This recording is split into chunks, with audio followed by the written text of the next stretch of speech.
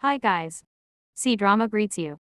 Seeing that the Heavenly Punishment Officer was about to go to the Saibing Hall to arrest someone, Yuming Wang Oj suddenly rushed out halfway, saying that he was lost and could not find it, and asked the Heavenly Punishment Officer to give him a ride.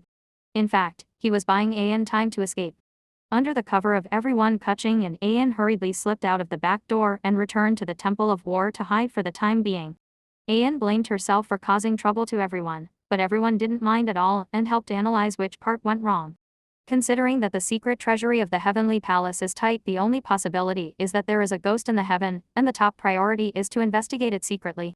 Xianxia handed the damaged soul-protecting arrow to An. The blood-drinking sand on it reminded Kuching of the secret realm of Yaya.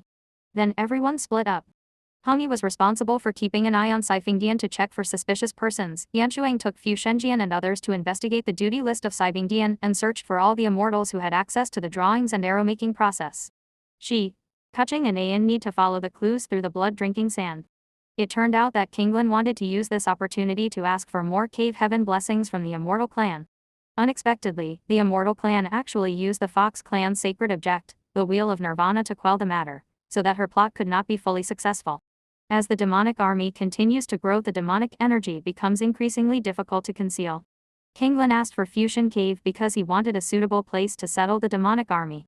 Otherwise, sooner or later, the immortal world will discover it, unless there is a barrier stone to hide the demonic aura.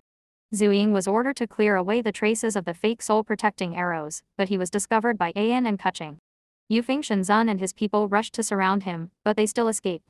Fortunately, after this incident, Yin was completely cleared of wrongdoing. Yufeng Shenzhen understood the cause and effect and promised to truthfully report to Emperor Lanfeng and revoke the arrest order against Yin. Sanxingqi searched unremittingly and finally found Kuching's love thread in a tree and anxiously sent a message to Kuching. On the other hand, Fang Ming bumped into a demon cultivator from the immortal world, and there were indeed burn marks on his body, confirming that he was the demon who intended to destroy the evidence. Huashu had no idea that Hongruo would collude with the demon clan, and was worried that the matter would be exposed and get angry. The Peacock King comforted her that she didn't need to worry too much and persuaded her to deny An's application and directly transfer Ningyan Mountain to the demon clan. Emperor Lanfeng didn't understand why Huashu returned Ningyan Mountain to the demon world without permission, but couldn't intervene. He felt guilty for An and had to tell her the truth. An was very disappointed because of this. She was sad that she could not win over Ningyan Mountain. The birth of her younger sister Yu may be far away.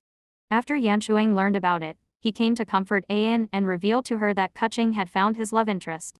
Here in Kuching, he saw bits and pieces of the past between himself and An through his love thread, and finally understood that his emotional suppression was due to the love thread being stripped away. In this way, An got of what Hongxi had said before and suspected that she was related to this matter. Sure enough, Hong Silk admitted it directly, explaining that she did so with the welfare of Kuching in mind. The aunt and nephew were quarreling endlessly. In a hurry, Hongxi bluntly said that it was related to the safety of Days Mountain. Even if he knew that Kuching would be angry, he had to make this decision. At first, Kuching didn't understand what it meant. It wasn't until the red silk unrolled the mountain door scroll that he realized that he and An were destined to meet a certain fate. Even if Donghua made a master-servant contract between the two, he was still worried that something would malfunction unexpectedly, so he sent Gu. Jin's disaster is connected to Days Mountain. Once disaster strikes in Kuching, the whole Days Mountain will stop it and suffer for him. At this moment, Pan Heng's fate between Kuching and An no longer concerns two people, but everyone in Days Mountain. Naturally, Kuching would not kill others for the sake of his children's affair. He could only endure his love and reluctance, and said cruel words to An, making her mistakenly think that he valued family status very much. In order to completely make An give up her heart, Kuching destroyed her love in front of her. From then on, only the friendship of the same family remained. An cried bitterly when she saw this. Then Kuching went to the demon world alone and challenged the masters of the Fox clan with the Fuel boat as a lottery. No matter whether he won or lost, he would give this thing to the demon clan, but if he won, he hoped that Hongruo would give up Ningyan Mountain. At first, Kuching was no match for the master of the demon race, but he used the blood of chaos to awaken the ancient emperor sword, and he could win or lose with just one move.